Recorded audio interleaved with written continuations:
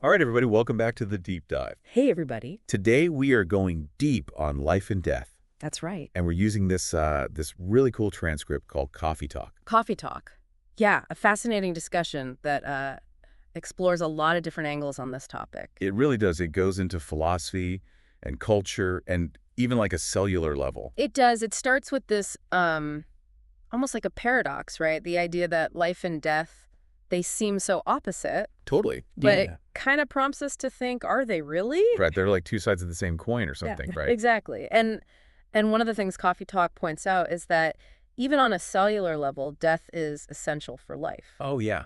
I remember that part talks about how cells are constantly dying and being replaced. Right, and it's not just random. It's this really tightly regulated process called apoptosis. Apoptosis, yeah, that's a scientific term. It's basically programmed cell death, and it's super important for all sorts of things like development, immune function, even preventing diseases. Like cancer, right. Yeah, exactly. Without this constant turnover of cells, our bodies wouldn't be able to function properly. It's like this constant cycle of renewal. Yeah, it's Yeah. amazing. And Coffee Talk brings up this great analogy with like fallen leaves. Oh, yeah, the leaves decomposing and providing nutrients for new growth. Exactly. It's a perfect illustration of how death on a larger scale actually fuels new life. It was beautiful in a way, right? This interconnectedness. It is. And it reminds me of that quote from Heraclitus, life and death are one just as the river and the sea are one. Oh, yeah, that's a good one. What's he getting at there? Well, it's this concept called the unity of opposites. Unity of opposites. Okay, I'm intrigued. It's this idea that seemingly contradictory forces are actually interdependent, like light and dark, good and evil. You can't have one without the other. Exactly. They define and complete each other. I see, I see. So bringing it back to life and death. Right. So they're not so much opposites as they are two sides of the same coin. Okay, I'm with you. But doesn't thinking about this stuff all the time, like, make you kind of morbid? That's a good question, and that's where Heidegger comes in. Heidegger, okay, he's the philosopher guy, right? Yeah, Coffee Talk talks about how he saw awareness of our own mortality as something that could actually give life more meaning. More meaning, okay. Oh, I would have guessed that. right. It seems counterintuitive, but Yeah. the idea is that knowing our time is limited can make us less likely to waste it on trivial things. And more likely to focus on what really matters. Exactly. To pursue our passions, live authentically. I can see how that could be a powerful motivator. Right. It's not about dwelling on death, but using that awareness to shape how we live. So it's like a reminder to seize the day, kind of? Yeah, kind of. And Coffee Talk goes on to look at how different cultures view death, which is really interesting. I was fascinated by that part. What were some of the different perspectives? Well, for example, Eastern religions like Buddhism and Hinduism, they have this idea of reincarnation. Reincarnation, yeah, where the soul is reborn into a new life after death. Right, so in those traditions, death is seen more as a transition than an end. It's like a comma, not a period. Exactly, the continuous journey.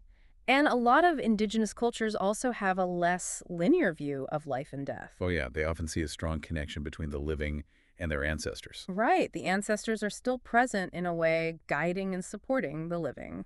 It's really beautiful, actually. It is. It shows how death can be integrated into life in a really meaningful way. So we've talked about the cellular level, the philosophical perspectives, different cultural interpretations. It's a lot to take in. It is. But I think it all points to this idea that life and death are intricately connected. And that understanding this connection can maybe change how we approach our own lives. Exactly.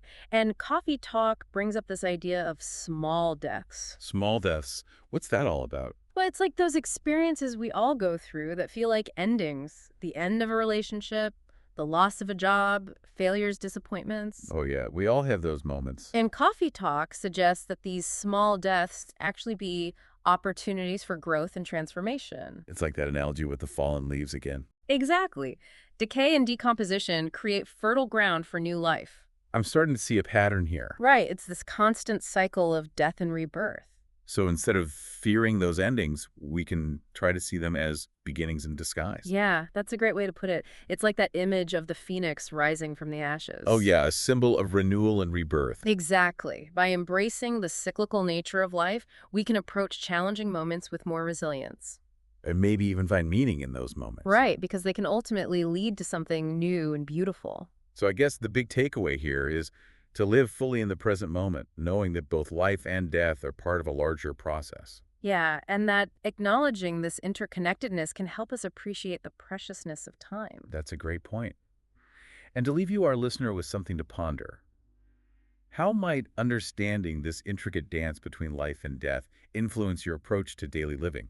How can you apply these insights to navigate both the joys and the challenges that life throws your way? That's something we can all think about. Thanks for joining us on this deep dive into life and death. Until next time, keep exploring. See ya.